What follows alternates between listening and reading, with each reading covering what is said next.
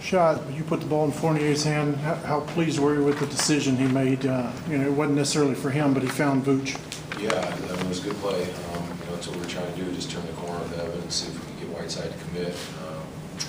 And then if he didn't, hopefully Evan would have the shot. If he did, we'd either kick it Vooch for a little jumper, or I thought Vooch made a nice read by diving right there. We wanted either one, and then he finished strong. Scott, how much composure did you see from your team down the stretch tonight? Ball movement late, especially compared to the last close game. Well, it was pretty good. Other than the play John's referring to, where we took a suspect shot and gave up the three. We went and shot it into Whiteside and then gave that up. But other than that, we scrambled for it. They played small almost the whole game, so we had our small lineups out there, and we struggled a little bit with their second unit in the first half, but not as much in the second half. But when both teams are like that, going small and running predominant pick and rolls, you have to make plays, and we made some good plays. Scott, you've talked about Evan's mental toughness, physical toughness. He was really upset with the way he played Wednesday. What does it say about the way he responded tonight and kind of stayed in attack mode all night? Yeah, he did, and also his rebounds and assists. He's just a little over 2 rebounds and 2 assists per game, and so when he has these kind of games where he becomes another playmaker for us, that's really good for us. And another guard rebounder, and at his size, and he has good vision. There's no reason that he can't do that more often. It seemed like Miami started going on a little bit of a run after Victor went out, but your team responded. How did they recover from losing their best perimeter defender? Well, we just made some, we made some timely plays. We gave up 2 offensive rebounds to Dragic, which we don't want to give up. But CJ went down and banged a 3, and he made a big layup, and so we were at least able to answer. When both teams are small like that, it's easy to say rebound it or whatever. But sometimes there's so much movement, and guys are in odd positions. I mean, it's very odd for Goran to even be under the basket. Typically, a shot will go up and even be back, And so, they got us a couple times, but we were able to go down and score.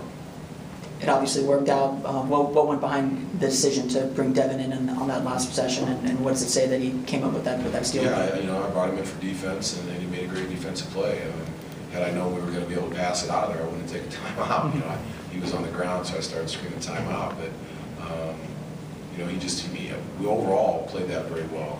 It started with Evan denying Wade the ball coming up top, and then Mario was pretty good on the inbounder on Dame, and then Devin just made a great hustle play.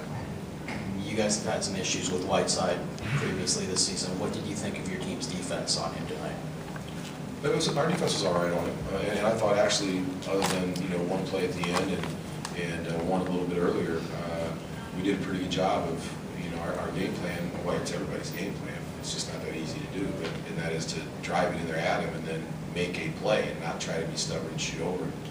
And we had several nice plays tonight where we did that. So that's just something you have to do. You have to try to neutralize him on the defensive end. Scott, you talked before the game how the up and down nature of this season feels like 3 seasons. Does this week, you play well early in the week and then struggle on Wednesday and then come back tonight and play well? Is it just kind of a microcosm of what's going on the whole season?